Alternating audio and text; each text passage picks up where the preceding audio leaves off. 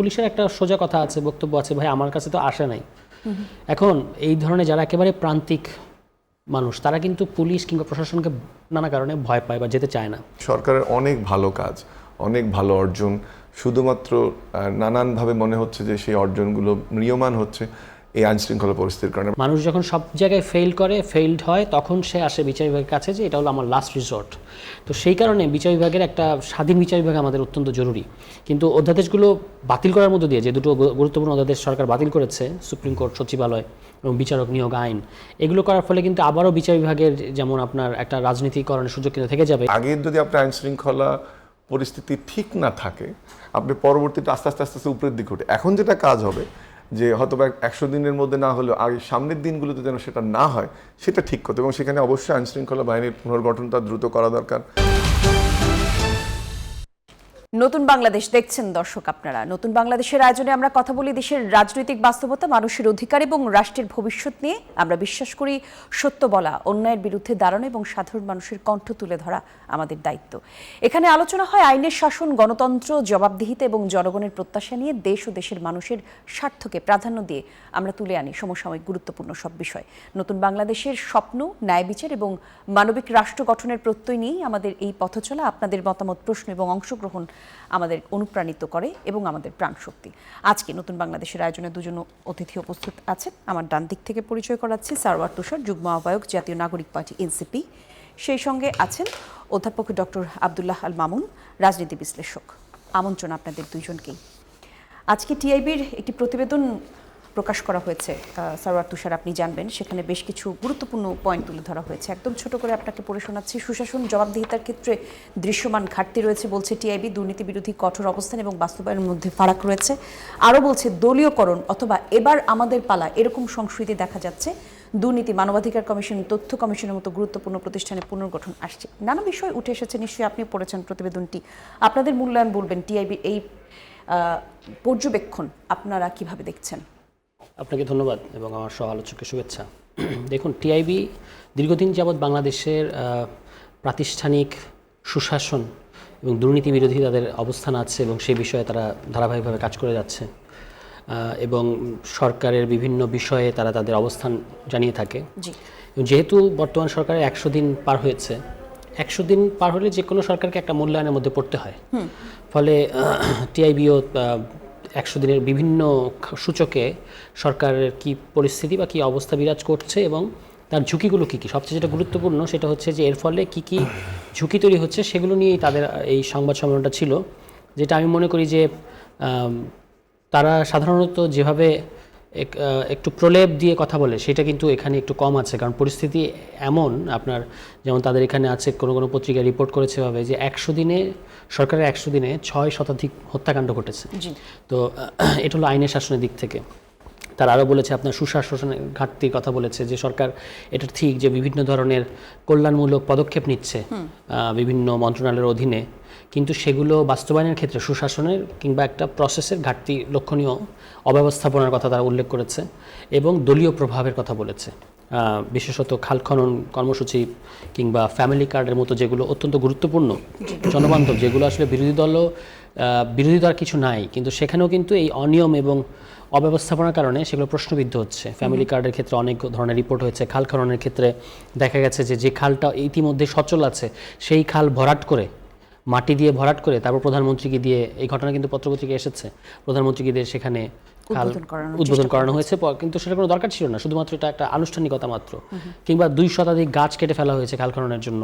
Family কার্ডের ক্ষেত্রে দলীয় বিবেচনা প্রাধান্য পাচ্ছে, কিংবা সামনের স্থানীয় সরকার নির্বাচনে বিএনপি সমর্থিত প্রার্থীদের ভোট দেওয়া হবে কিনা সেটার প্রলোভন দেখানোর একটা উপলক্ষ তৈরি করেছে। এটা এগুলো নিয়ে প্রায় প্রতিদিনই বিভিন্ন পত্রপত্রিকার রিপোর্ট থাকে। দেখেন, তারা কয়েকটা প্রবণতা চিহ্নিত করেছে। এর মধ্যে এই সুশাসনের ঘাটতির কথা তো বললাম, দিক নির্দেশনার ঘাটতির কথা বলেছে, এছাড়া আছে অব্যবস্থাপনা, দলীয় প্রভাব বলেছে এবং ঝুঁকি বিশ্লেষণের ক্ষেত্রে কর্মকৌশলের অভাব। এটা হচ্ছে তাদের আরেকটা বক্তব্য। আর অপরাধের ক্ষেত্রে, অপরাধ, চাঁদাবাজি, এই যে হাট দখল, কিছুদিন আগে ভোট ঈদ গেল, তারপর আপনার বিভিন্ন ধরনের বাজার স্ট্যান্ড এই সমস্ত দখল এবং নিয়ন্ত্রণ প্রতিষ্ঠার ক্ষেত্রে একটা রাজনৈতিক ও প্রশাসনিক দুটোর কথা তারা ব্যবহার করেছে। রাজনৈতিক ও প্রশাসনিক পৃষ্ঠপোষকতা দেখা গেছে, যার সহজ মানে হচ্ছে যে নট অনলি দল, এমনকি প্রশাসনের, এবং এই রিপোর্টে প্রশাসনের যারা কর্মকর্তা যারা বিভিন্নভাবে দুর্নীতিতে জড়িয়ে পড়ে তাদের ব্যাপারেও কিন্তু অবজারভেশন আছে যে আমলাতন্ত্র, তারা বলেছেন যে আমলাতন্ত্র নিজেকে পরিবর্তন করতে চায় না। তো তারা এই রাজনৈতিক ও প্রশাসনিক পৃষ্ঠপোষকতা এই ধরনের দখলবাজির ক্ষেত্রে দেখা যাচ্ছে। কিন্তু সেই ক্ষেত্রে এই জায়গায় আবার সাধারণ মানুষের একটা প্রশ্ন থাকে সারা তুষার, যে বিএনপিকে দলীয়করণের অভিযোগকরণ যখন করা হয় বা এই বিষয় নিয়ে যখন আপনারা কথা বলেন, এনসিপির স্থানীয় সরকার বা ইউনিয়ন, উপজেলা বা জেলা পর্যায়ে সাংগঠনিক উপস্থিতি বা কতটুকু, সেই ক্ষেত্রে যদি উপস্থিতি না থাকে তাহলে বিএনপির কি করণীয়? তারা কি নিজেদের লোক সেই জায়গাগুলোতে দিবে না? না, সেখানে আপনি এনসিপি কতটুকু তৃণমূল পর্যন্ত, এটা একটা নতুন দলের ক্ষেত্রে তার সময় লাগবে। ধরেন আমাদের এখনও উপজেলা পর্যায় পর্যন্ত উপস্থিতি আছে, ইউনিয়ন পর্যায় পর্যন্ত উপস্থিতি আমরা তৈরি করার চেষ্টা করছি, স্থানীয় নির্বাচনের আগে সেটা হবে। কিন্তু এটা তো আপনার লোক বসানোর ক্ষেত্রে যুক্তি হবে না, কারণ আপনি ধরেন এটা আমরা বলেছি যে জেলা পরিষদে যে প্রশাসক বসানো হয়েছে সব কিন্তু দলীয় লোক, মানে দলের পদধারী ব্যক্তি। শুধু সেটা না, যারা নির্বাচনে পরাজিত হয়েছে কিংবা যাদেরকে নমিনেশন চেয়েছে কিন্তু নমিনেশন দল থেকে দেওয়া হয়নি, এই ধরনের ব্যক্তিদেরকে দেওয়া হয়েছে। আমরা বলেছিলাম যে হ্যাঁ, আপনি আগামী নির্বাচন হওয়ার আগ পর্যন্ত জেলা পরিষদে আপনার ওখানে লোক লাগবে, এটা আমরা দ্যাট উই আন্ডারস্ট্যান্ড। কিন্তু আপনি যেটা করতে পারতেন, একটা সার্চ কমিটি করে তারপর সেই সার্চ কমিটির মধ্য দিয়ে যদি আপনি এই নিয়োগটা দিতেন, তাহলে এটা নিয়ে এই বিতর্কটা উঠতো না। এখন এই দলীয় প্রশাসক দেওয়ার কারণে তারা কিন্তু দলীয় বিবেচনায় কাজ করছে খুব স্বাভাবিকভাবেই। সম্প্রতি আরেকটা নিউজ প্রকাশিত হয়েছে আপনার, যে বিরোধী দলীয় এমপিদের আসনগুলোতে কোনো বরাদ্দ যাচ্ছে না, বরং সেখানে সংরক্ষিত মহিলা আসনে যে 36 জন এমপি আছে সরকার দলীয়, তাদের মধ্যে ওই 79টা আসন ভাগ করে দেওয়া হয়েছে। অর্থাৎ যেটা দেখলাম ঈদ এবং এই মৌসুমে সংসদ সদস্যদের এলাকা প্রতি আসন প্রতি 85 লাখ টাকা করে থোক বরাদ্দ গেছে। মহিলা সংরক্ষিত আসনের ওনাদের আসনে গেছে 30 লাখ টাকা করে। এটা কিন্তু বিরোধী দলের এমপিরা পান নাই। আপনি এই বৈষম্য কেন করছেন? মানে অন্তর্বর্তী সরকারের আমলে বিভিন্ন ধরনের অভিযোগ এসছে যে তারা সবার প্রতি সমান ট্রিটমেন্ট করতে পারে নাই। তো আপনিও তো সেই একই ধারা অব্যাহত রেখেছেন। এবং এটা তো এই যে আওয়ামী লীগ শুরু করেছিল একটা চর্চা, যে যেখানে বিরোধী দলীয় এমপি থাকবে সেখানে আমি আমার সরকার দলীয় মহিলা এমপিদেরকে সেখানে আমি উন্নয়ন তদারকির নামে একটা কনফ্লিক্ট তৈরি করার জন্য আমি সেখানে ঢুকিয়ে দেবো। তো সেই কাজটাই কিন্তু বিএনপি সরকার করছে। এবং এটা কিভাবে আপনি তো সবার সরকার, আমাদের প্রধানমন্ত্রী কি বলেছেন, যে যারা আমাকে ভোট দিয়েছে, যারা দেয় নাই, যারা বিএনপিকে ভোট দিয়েছে কিংবা দেয় নাই, যারা ভোটই দেয় নাই, হুএভার ইউ আর, আপনি গভর্নমেন্ট সার্ভিসের ক্ষেত্রে আমরা কোনো বৈষম্য করবো না। তাহলে এই যে 79টা আসন যেখানে বিরোধী দলের এমপি আছে, ওই আসনের ভোটাররা কি বাংলাদেশের জনগণ না? ধন্যবাদ। তাহলে না, এটা একটু শেষ করি। তাহলে এখানে এই পত্রিকার রিপোর্ট আসলো যে এখানে আমরা দিলাম না, এবং সেখানে প্রশাসনের কর্মকর্তারা বলেছেন যে এটাই হবে, সরকারি দলের এমপিরা পাবে, বিরোধী দলের এমপিরা পাবে না, এটা নিয়ে প্রশ্ন করার কিছু নাই। তাহলে এই প্রক্রিয়া তো প্রধানমন্ত্রীর মধ্যে যে আমরা একটা গুড উইল দেখি, তার সাথে কিন্তু সঙ্গতিপূর্ণ না এই অবস্থানগুলো। জি, এই বিষয়টা নিয়ে আমি আর আপনার সাথে কথা বলবো। আব্দুল্লাহ মামুন, আপনার সাথে একটু আলাপ করতে চাই। বিএনপির রাজনীতির বেশ কিছু তথ্য আজকে আসলো। টিআইবির সংবাদ প্রকাশিত প্রতিবেদনটি নিয়েই মূলত কথা বলতে চাই। নির্বাচনের আগে যে 31 দফা রাষ্ট্র সংস্কার এবং বৈষম্যহীন নতুন রাজনৈতিক সংস্কার ইশতেহারের প্রমাণ বলেছে 100 দিনের মধ্যে সিটি কর্পোরেশনের 42টি জেলায় দলীয় পরিষদের যে লোকজন আছে, প্রশাসক হিসেবে যে নিয়োগ দেওয়া হয়েছে, তৃণমূলের সাধারণ মানুষ এবং ব্যবসায়ীরা আবার বলছে এক ধরনের চর্চা চলছে বিএনপির মধ্যে, যে দলীয় নেতাকর্মীদের একাংশ এবার আমাদের পালা, এরকম এক ধরনের চর্চা চলছে। এই একই নীতি, একই কালচার বাস্তবে দলীয়করণ, দখলদারিত্বের সেই পুরনো নীতিতে আবার আমরা ফিরে যাচ্ছি কিনা? না, ধন্যবাদ আপনাকে, তুষারকেও শুভেচ্ছা জানাচ্ছি। আমার মনে হয় যে 100 দিনের তো মূল্যায়ন, এটা যে জায়গাটা আমি তুষার যেটাকে প্রথমে বললাম, আমিও এটাকে হাইলাইট করতে চাই যে এটা সরকারের জন্য একটা গঠনমূলক দিক থেকে দেখার একটা সুযোগ, এবং সেক্ষেত্রে যদি কোনোখানে কারেকশনের প্রয়োজন হয় সরকার করবে। ঠিক যেমন আপনি বললেন যে এবার আমাদের পালা, আবার আপনি যখন আমার সঙ্গে কথা বলছেন তখন আমার কাছে একটা জাস্ট আমার হোয়াটসঅ্যাপে একটা সার্কুলার আসলো, যেটাতে লেখা আছে, এটা 4/6/2026 আমাদের ভূমি মন্ত্রণালয় থেকে দেখলাম যে একটা নোটিশ দিয়েছে, আপনাকে আমি দেখাতেও পারি, আমাকে একজন পাঠালো এখন, যে হেডলাইনটা হচ্ছে যে মাঠ পর্যায়ে সরকারি কর্মচারী কর্তৃক বদলি, কর্মসংস্থান পরিবর্তনের কর্মস্থল পরিবর্তনের ক্ষেত্রে তদবির না করা সংক্রান্ত। ঠিক তুষার যে জায়গাটা শেষ করলো এখান থেকে আমি একটু শুরু করি, করার চেষ্টা করি যে রাজনৈতিক সংস্কৃতি পরিবর্তনের একটা চেষ্টা হচ্ছে। এটা আমাদের তরুণদের মাধ্যমে যেমন হচ্ছে, আবার আমাদের মাননীয় প্রধানমন্ত্রীও নানানভাবে এটার এক্সাম্পল সেট করার চেষ্টা করছেন। এটা একটা প্রক্রিয়া এবং হয়তো বা ইনসিডেন্টালি আমার হাতে যদিও আসলো এটা। এবং আপনি দেখেন যে এর আগে আমরা কিন্তু কখনো এরকম নোটিশ আপনি দেখেছেন কিনা জানি না, যে সরাসরি প্রজ্ঞাপন দিয়ে বলা বা চিঠি দিয়ে বলা, হ্যাঁ এটা একটা পত্র মন্ত্রণালয় দিয়ে বলা হচ্ছে যে মাঠ পর্যায়ে প্রশাসনের যেন তদবির বদলি না করা হয় বা ডিও লেটারকে যেন প্রশ্রয় না দেওয়া হয়। কিন্তু কারণ এগুলো আমাদের সংস্কৃতির দীর্ঘদিনের অংশ, রাজনৈতিক সংস্কৃতি। তার মানে এটাকে একটা আমি শুরু হিসেবে দেখতে চাই, আর টিআইবিটাকে এক ধরনের ইভ্যালুয়েশন হিসেবে দেখতে চাই। আবার আপনি যে ব্যাখ্যাটা আমরা প্রথমে যে আজকে সবচেয়ে উদ্বেগজনক জায়গাটা যে আইন শৃঙ্খলা পরিস্থিতি, কিন্তু আমি কয়েকটা জিনিস যদি এটা আপনার দৃষ্টি আকর্ষণ করি যে এটা বোধহয় একটা চেইন রিয়াকশন। অফকোর্স আমরা কোনোভাবেই এই সংখ্যাটা গ্রহণযোগ্য না, আমরা এটা কম দেখতে চাই, মানুষের নিরাপত্তা চাই, মানুষের ঘরে মানুষ যেন সঠিকভাবে বাস করতে পারে সেটা চাই। আবার তার বিপরীতে যেমন রামিসা হত্যাকাণ্ড নিয়েও আজকে একটা ঘৃণিত একটি ঘটনা, বাট রায়টি কিন্তু একটা বড় ঘটনা। আমি একটু জাস্ট যখন তুষার কথা বলছিল রিকল করার চেষ্টা করছিলাম যে 2016 সালে তনু হত্যাকাণ্ড হলো, তার কিন্তু আসামিকে অ্যারেস্ট করতেই লাগলো প্রায় 10 বছর, এবং এই সরকারের সময় করেছে। আবার যদি দেখলাম যে আরেকটা জিনিস মনে পড়লো আমার, যে নুসরাত রাফি ওই সময় শেখ হাসিনার একটা স্টেটমেন্ট ছিল 1 মাসের মধ্যে আমরা বিচার করবো, সেটা কিন্তু 6 মাসে হয়েছে। এরকম যেটা বলার চেষ্টা করছি যে এইটা একটা চেইন রিয়াকশন। এই জন্য বলছি যে আস্তে আস্তে আমরা একটা জায়গায় যাওয়ার চেষ্টা করছি, এবং সেক্ষেত্রে এই ধরনের রিপোর্টগুলো আমাদেরকে আশা জায়গায় বা পজিটিভলি নিতে হবে। কেন চেইন রিয়াকশন বলছি, যে আপনি যখন আইন শৃঙ্খলা বাহিনীর কথা বলবেন তখন আপনাকে একটু আগের প্রেক্ষিতটা আনতে হবে। সেটা হলো 17 বছরের ফ্যাসিবাদী শাসন ছিল, তারপরে আবার 18 মাসের একটা শাসন ব্যবস্থা ছিল, এবং আমি অন্তর্বর্তীকালীন সরকার চেষ্টা করেছে, সেটা জোড়াতালি দিয়ে বলি বা মোটামুটি যেভাবে বলি, তাদের মূল যে অ্যাসাইনমেন্ট নির্বাচন সেই পরীক্ষায় কিন্তু তারা পাশ করেছে। কিন্তু ওই যে পুলিশের যে শূন্যতা তৈরি হলো, মনস্তাত্ত্বিক যে পরিবর্তন হওয়া প্রয়োজন ছিল বা মনোবল ভেঙে গেল, পুলিশের সংখ্যা বাড়ানো। যেমন একটা তথ্য আপনাকে দেই যে আমাদের এই মুহূর্তে ঢাকা সিটিতে রিকোয়ার্ড পুলিশ বোধহয় 1 লাখ, এবং সেখানে পুলিশ ডিপ্লয়মেন্ট আমাদের 30,000। আবার যদি দেখি আমরা উন্নত দেশগুলোতে পুলিশের যে ধরনের পুলিশিং ওখানে আমরা অভ্যস্ত, সেই পুলিশিংয়ে 400 মানুষের জন্য একজন পুলিশ, আমাদের কিন্তু এখনো 900 মানুষের জন্য একজন পুলিশ। বা ঢাকা শহরে এই বিষয়গুলো নিয়ে কিন্তু আমরা জানি না। আমি বলছি যে এটা যে জায়গাটা সারাত তুষার আরেকটি গুরুত্বপূর্ণ বিষয় নিয়ে কথা বললেন, যে মহিলা সংসদ সদস্য, আমি এটা একটু লিখেছি আসবো ওটার মধ্যে। তো আমি যেটা একটা জিনিস বলার চেষ্টা করি, যে এই আইন শৃঙ্খলার পরিস্থিতি প্রথমেই বললাম যে আমরা এটা কাম্য না, কিন্তু এটা স্পিল ওভার ইফেক্টটাও দেখতে হবে। আমরা আশা করব যে সরকার যে উদ্যোগগুলো নিচ্ছে, যেমন মূল যে জিনিসটি দরকার, আসলে একটা রুল বেস গভর্নেন্স তো ছিল না, আসলে একটা পলিটিক্যাল পেটোয়া বাহিনীতে পুলিশ পরিণত হয়েছিল, আবার ট্রান্সফারও নতুন হয়েছে, নতুন নিয়োগ হয়েছে। সব কিছু মিলে আইন শৃঙ্খলার পরিস্থিতির উন্নতি করতে হবে, এটি মানে কোনো রকম বলার অপেক্ষা রাখে না। কিন্তু একই সাথে একটু যেটা আমি বললাম, যেটা একটা প্রসিডিওরের বিষয়, প্রসেসের বিষয়, সেই জায়গাটাতে আমাদেরকে দেখতে হবে। আর একটা জিনিস আমার মনে হয় যে টিআইবির রিপোর্টের একটা প্রশ্ন আমি করে দিতে চাই, যে কম্পারেটিভ আলোচনাটা হলে আরো ভালো হতো। আমি বলছি না যে এটা সংখ্যাটা কম বা বেশি, তাহলে আরো ভালো হতো একটা জিনিস। আর হচ্ছে যে আপনি সংখ্যাতাত্ত্বিক বিশ্লেষণের বাইরে গিয়েও অনেক সময় যে আমরা বলি যে রিপোর্টিং ইনক্রিজ করে, অর্থাৎ আগে যদি আপনার আইন শৃঙ্খলা পরিস্থিতি ঠিক না থাকে, আপনি পরবর্তীতে আস্তে আস্তে আস্তে আস্তে উপরের দিকে ওঠে। এখন যেটা কাজ হবে যে হয়তো 100 দিনের মধ্যে না হলেও আগে সামনের দিনগুলোতে যেন সেটা না হয় সেটা ঠিক করতে, এবং সেখানে অবশ্যই আইন শৃঙ্খলা বাহিনীর পুনর্গঠনটা দ্রুত করা দরকার। যদি রাজনৈতিক হস্তক্ষেপ করতে হয় কোনো জায়গায়, যেটা এই হস্তক্ষেপ বলতে বোঝাচ্ছে আমি ফেসিবাদী শাসনের যদি কোনো লেগেসি এখনো পুলিশে থাকে, সেটি ত্বরান্বিত করা দরকার। এই যে দ্রুত বিচারের প্রক্রিয়াটা শুরু হলো রামিসা হত্যাকাণ্ডের মাধ্যমে, এরকম যে দ্রুত বিচার তৈরি করা যায়, এক্সাম্পল তৈরি করা যায়, তখন আরো মানুষের মধ্যে এই পুলিশের প্রতি কনফিডেন্স বাড়ে, পুলিশও ভালো পারফর্ম করতে পারবে। আরেকটা হচ্ছে যে এটা খুব ইম্পর্টেন্ট, যে দুর্নীতির বিরুদ্ধে শক্ত অবস্থান আমরা দেখতে চাই।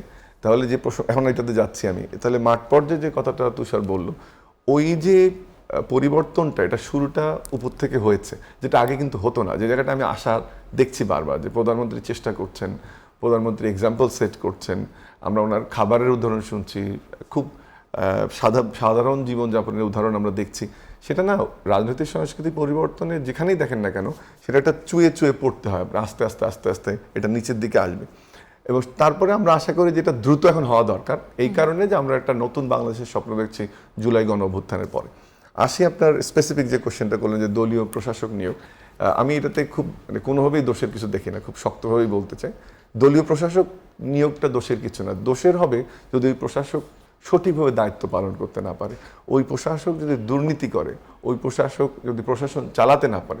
কিন্তু একজনের দলীয় পরিচয়ের কারণে আপনি তাকে একটা ট্যাগিং করবেন যে সে দলের লোকজন কাজ করবেন, এটা বোধহয় ঠিক না। কারণ আপনি এমপিকে একই সাথে বাংলাদেশের মতো জায়গা একটা উত্তরটা দিইনি, সেটা হচ্ছে যে যেমন তুষার যেটা বললো যে এমপিদের যে বন্টন হয়েছে যে মহিলা এমপির মাধ্যমে, সারা পৃথিবীতে নানান ধরনের অর্থ যোগানের প্রক্রিয়া থাকে বা সরকার থেকে নানান ধরনের অর্থ দেওয়া। প্রথম যেটা দেখতে হবে যে বাজেটে আমরা তাকিয়ে থাকবো যে বাজেট যে 11 তারিখ দেওয়া হবে, তুষার এম আই রাইট, 11 তারিখে বাজেট দেওয়া হবে, 11 তারিখে বাজেট দেওয়া হবে, তখন দেখতে হবে যে আসন ভিত্তিক সেই বাজেটগুলো ঠিক মতো হচ্ছে কিনা, বা সেই যেসব এলাকায় অনুন্নত, ধরেন উত্তরাঞ্চলের কথা বলি, সেখানে বাজেট যাচ্ছে কিনা। যেমন আমি রংপুর সিটি কর্পোরেশনে এই আওয়ামী লীগের শেষ সময়ে বাজেট ছিল 0 টাকা, কিন্তু আমি স্থানীয় সরকার মন্ত্রী নিজে কথা বলেছিলাম প্রতিমন্ত্রীর সঙ্গে, উনি বললেন যে বাজেট এবার বাড়ছে।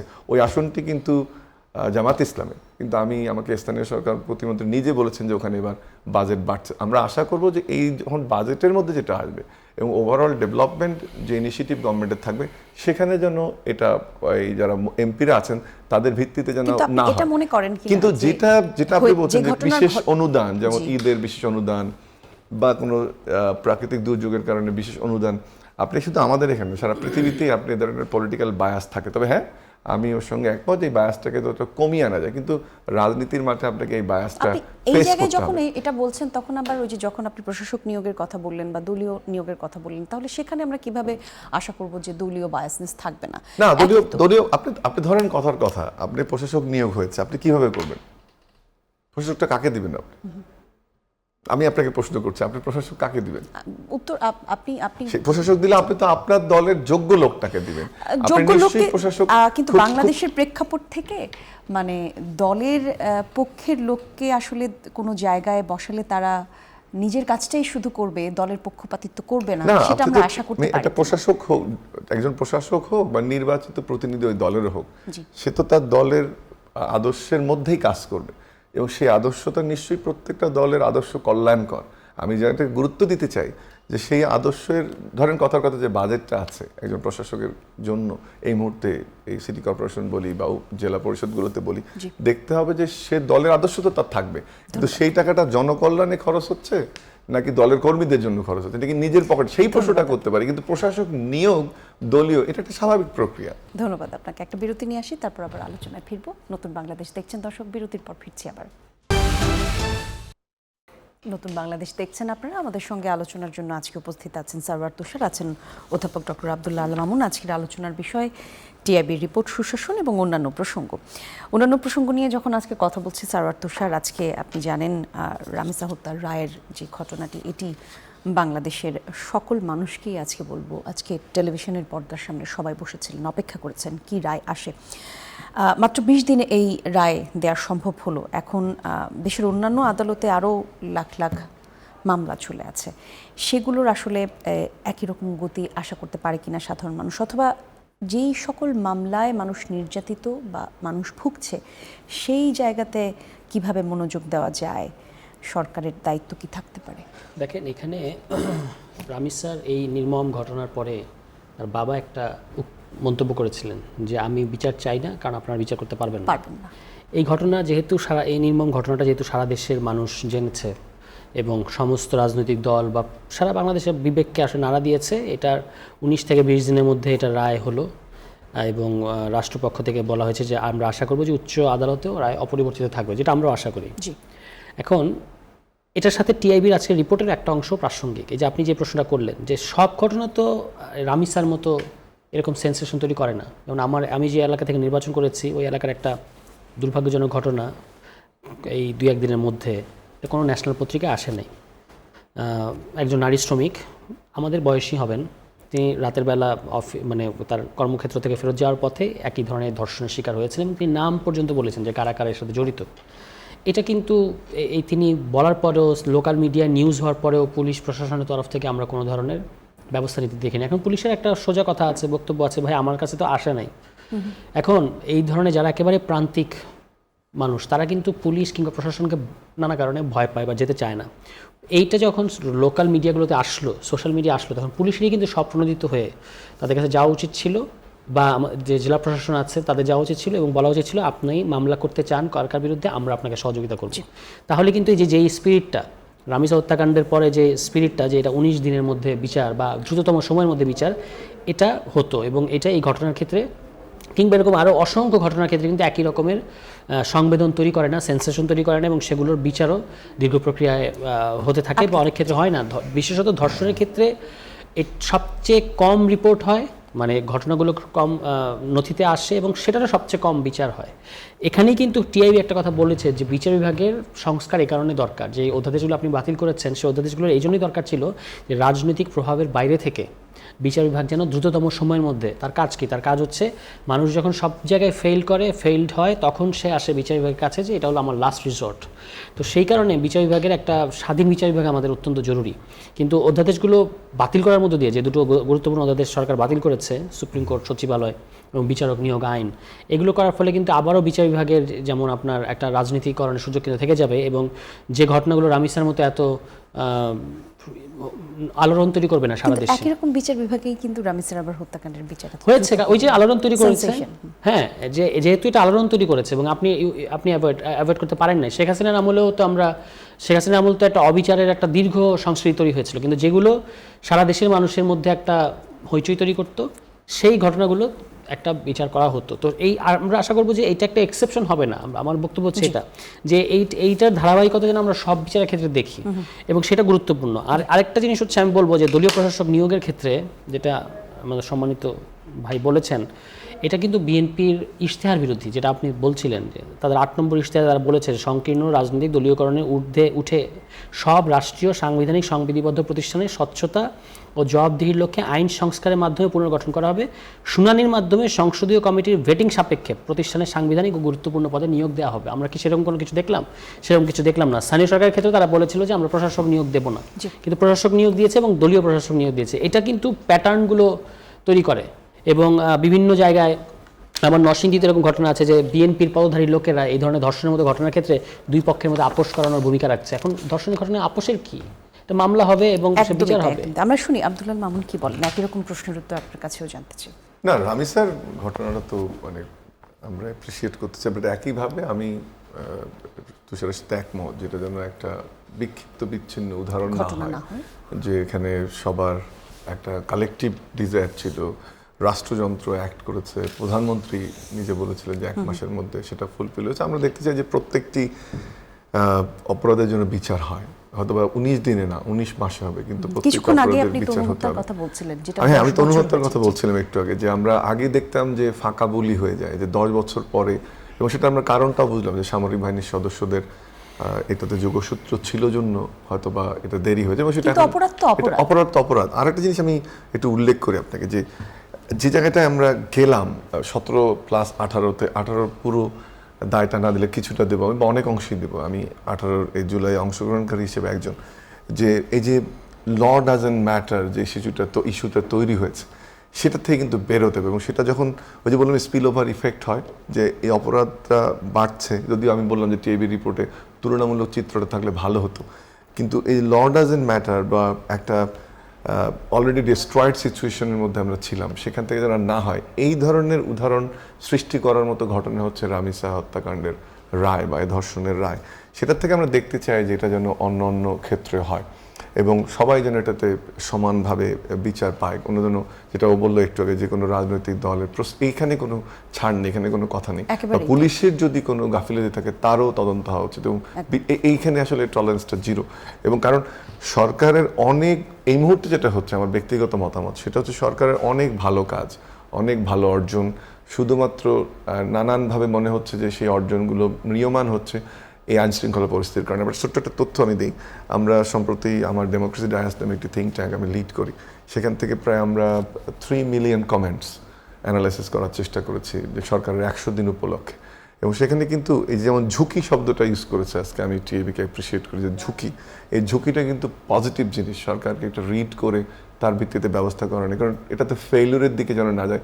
আমার ধারণা এটাও চায়, আপনিও চান, এই সরকার আমাদের সরকার, আমি মিন করছি যে এটা গণতান্ত্রিক প্রক্রিয়ায় স্বচ্ছ নির্বাচনের মাধ্যমে আসা সরকার, এটা যেন ফেইল না করে। যেটা একটু বলছিলাম যে সেই কমেন্টে দেখছি আমরা যে 67% মানুষ এখনো ফুল অফ কনফিডেন্স এই গভর্নমেন্টের উপরে আছে, আর এখানে প্রায় 3 ভাগ মানুষ একেবারে স্ট্রংলি না বলে। আর মাঝখানের যে অংশটা তারা কিন্তু ঝুঁকির অংশটা, তারা বলছে যে করা উচিত ছিল, আমরা দেখছি, বাট এটা করতে হবে। কিন্তু যে জায়গাটায় কনফিডেন্স দেয় এই একটা গণতান্ত্রিক উত্তরণের পরে 100 দিনের সরকারকে, আমরা গবেষক হিসেবে যে এখনো সরকার সঠিক পথে আছে, কিন্তু আইন শৃঙ্খলার জায়গাটা আমরা দেখতে চাই যে দ্রুত এটার পরিস্থিতির উন্নতি ঘটা দরকার। এবং আমরা দেখতে চাই যে স্বরাষ্ট্রমন্ত্রী অ্যাক্ট করছে, যদিও আনফর্চুনেটলি এটা একটা প্রসেস, কিন্তু প্রসেসটা যেন শুরু হয়। তার উদাহরণটা নিতে চাই, রানী স্যার উদাহরণ থেকে নিতে চাই, এখান থেকে শুরু করলাম, সেটা খুব গুরুত্বপূর্ণ। ধন্যবাদ আপনাদেরকে। আরো একটা বিরতির সময় হয়েছে, নিয়ে আসি আমরা। দর্শক, নতুন বাংলাদেশ দেখছেন, সময় হলো আরো একটা বিরতির, ফিরছি কিছুক্ষণের মধ্যে। দর্শক, আপনারা দেখছেন নতুন বাংলাদেশ, আমি জান্নাতুল কলি আপনাদের সঙ্গে আছি। আলোচনার জন্য আছেন সরওয়ার তুষার, আছেন অধ্যাপক ডক্টর আব্দুল্লাহ আল মামুন। আল মামুন, একটু আপনার কাছে আসি। টিআইবির যে রিপোর্টের কথা আমরা বললাম, তারপর রামসা হত্যাকাণ্ডের বিচার নিয়ে আমরা কথা বললাম। যেই সমাজের দিকে আমরা যাচ্ছি, যেই সমাজে আমরা বড় হচ্ছি, এই সমাজ আসলে আমাদেরকে কতখানি নিরাপত্তা দিতে পারছে, এখানে আমাদের কি দায়িত্ব? আজকে টিআইবি রিপোর্টে নানা কিছুর সাথে এইরকম একটি প্রতিবেদন আসলো যে সংস্কৃতির উপরে যে আঘাত অথবা যে মব জাস্টিস হচ্ছে, এটা অন্তর্ভুক্তিমূলক এক ধরনের যেই সমাজ আমরা তৈরি করতে চাই তার সাথে সাংঘর্ষিক কিনা, এই একই সমাজে সকল শ্রেণীর, সকল মানুষ, সকল ধর্মের, সকল বিশ্বাসের মানুষ সাধারণভাবে বেড়ে উঠতে পারবে কিনা? আমাদের আজকে আলোচনা দেখেন, আমরা রাজনীতি নিয়ে কথা বললাম, বিএনপি, এনসিপি বা অন্যান্য টিআইবি নিয়ে কথা বললাম, যে জায়গাটায় বারবারই আমাদের আলোচনার থেকে আমরা টকশোগুলোতে বা সেমিনার সিম্পোজিয়ামে দূরে চলে যাচ্ছে, সেটা হচ্ছে আমলাতন্ত্র। আপনি পলিসি করতে পারেন, আপনি প্ল্যান নিতে পারেন, বাস্তবায়ন করবে কিন্তু এই আমলারা। অনেকগুলো ভালো কাজ বিএনপি করছে, চেষ্টা করছে, হয়তো বা আজকে কথা বললাম যে স্থানীয় সরকার নিয়োগ, অনেকখানে আমরা রাজনীতিবিদদের প্রতি আঙ্গুল তুলছি, দুর্নীতির কথা বলছি, বাট আমলাতন্ত্রের দুর্নীতি বা যে দৈত্যাকার আমলাতন্ত্র বা ক্ষমতা কাঠামো তৈরি করলো আওয়ামী লীগ, এটা ভিশাস সার্কেল, সেটা নিয়ে কিন্তু এখন আমরা কথা বলছি না।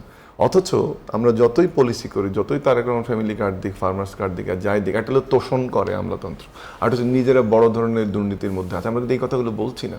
আপনি যে পরিবর্তনের কথা বলছেন, পরিবর্তিত বাংলাদেশের কথা বলছি আমরা, এই আলোচনাটা কেন জানি ম্রিয়মান হচ্ছে। আমি চাই যে আলোচনাটা হোক, এবং যে দৈত্যাকার ক্ষমতা কাঠামো বা আমলাতন্ত্র তৈরি হলো, সেই আমলাতন্ত্রের কুঠারাঘাত যদি করা না যায়, তাহলে কিন্তু বিএনপি যে ভালো ভালো কাজগুলো করছে, ভালো কাজের চেষ্টা করছে, তারেক রহমান সাহেব উদাহরণ সৃষ্টি করার চেষ্টা করছেন, সেটা কিন্তু ব্যর্থতা পর্যবেসিত হবে। এই জন্য এখানে আলোচনাটা সমানভাবে হওয়া দরকার। সেই আমলাটি কিন্তু টিওনো থেকে শুরু করে, আমি সচিবের কথা বলছি, বিভিন্ন বিভাগের কথা বলছি, সেই বিষয়গুলোতে ভাবনাটা, পুলিশ নিয়ে আমরা কথা বললাম দেখেন, কিন্তু আমলাতন্ত্র নিয়ে কথা বললাম না। এটি খুব দ্রুত আমার মনে হয় যে সরকারের উচিত যে দৈত্যাকার ক্ষমতা কাঠামো বা আমলাতন্ত্র গড়ে উঠেছে, তার সেটাকে ঢেলে সাজানো বা সেই জায়গাতে প্রবলেমগুলো সরানো। কুইকলি দুটো জিনিস কমেন্ট করি আমি। একটা হচ্ছে যে আপনি বাংলাদেশ তো আমরা দেখতে চাই যে যাত্রাটা শুরু হয়েছে, টিআইবি রিপোর্টে আবারও বলি, রিস্ক, সেই রিস্কগুলোকে সরকার কনসিডারেশনে নেবে, এবং বিএনপি যে ম্যানিফেস্টো এবার হয়তো বা অনেকে বাস্তবায়ন করতে বা যেতে সময় নেয়, বিএনপি দ্রুত বাস্তবায়নের দিকে গেছে। হ্যাঁ, আমরা অনেক সমালোচনা করতে পারি, এবার বিএনপি অনেক ভালো ভালো কাজের মধ্যে করেছে। সোশ্যাল সেফটি নেট প্রোগ্রামটাতে সবচেয়ে গুরুত্ব দেওয়া উচিত ছিল, সেটি করেছে। ইমামের বেতন থেকে শুরু করে, ক্লিনার থেকে শুরু করে, ফ্যামিলি কার্ডস, ফার্মার কার্ডস। আবার একইভাবে আমরা দেখতে চাই না যে খাল খনন, খাল ভরাট করে খাল আবার খনন, এটাও কিন্তু আমরা দেখতে চাই না। কিন্তু আমরা দেখতে চাই যে ইশতেহার বাস্তবায়নে বিএনপি কমিটেড থাকবে, রাজনৈতিক যে আমরা সুশাসনের কথা বলি সেটি বিএনপি আনবে, এবং আমলাতান্ত্রিক সুশাসনটাও জরুরি। তো শেষ যে কথাটি আপনি বললেন, যে এখানে আমি খুবই গুরুত্ব দিতে চাই, কারণ আমাদের পরিচয় যেটা বা বিএনপি জাতীয়তাবাদের রাজনীতি, সেটার একটা বড় অংশ কিন্তু জিয়া রহমান চেয়েছিলেন যে বাংলাদেশি জাতীয়তাবাদের নামে সবাইকে সমান জায়গায় করে নিতে। কিন্তু আজকে সংস্কৃতির উপর যে আগ্রাসন, আমাদের ডানপন্থার যে উত্থান, নারীদেরকে যেভাবে দেখা হচ্ছে, সেটা আসলে খুবই দুঃখজনক। এই জন্য সরকারের সাথে আমাদের সিভিল সোসাইটি, আমাদের থিঙ্ক ট্যাঙ্ক, আমাদের যারা বিভিন্ন প্রফেশনে আছে একসাথে যুক্ত, আর এখানে আর সময় দেওয়ার সুযোগ নেই।